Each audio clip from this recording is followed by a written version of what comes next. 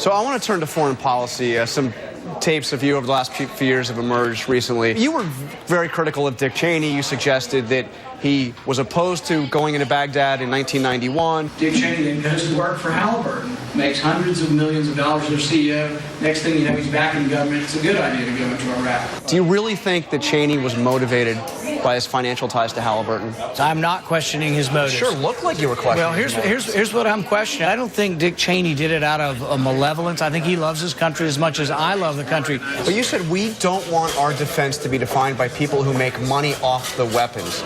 Are you suggesting that's why we went to war in Iraq? No. That our defense was being defined by people who make money off and weapons? that's why I'm also saying that I'm not questioning Dick Cheney's motives. There's a chance for a conflict of interest. At one point in time, he was opposed going into Baghdad.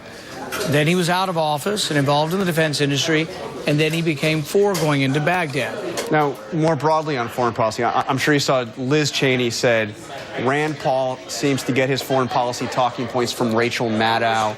What's your response to that?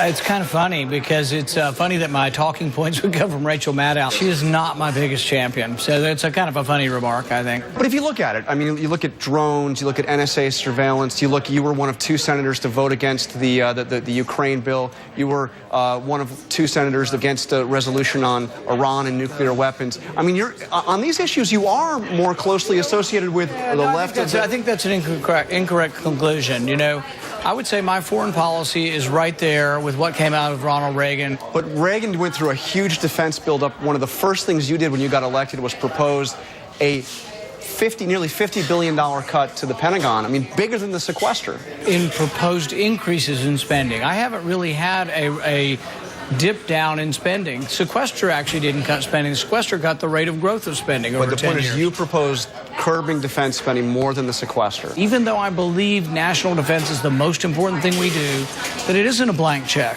Some conservatives think, oh, give them whatever they want and that everything's for our soldiers, and they play up this patriotism that, oh, we don't have to control defense spending. We can't be $1 trillion in the hole every year.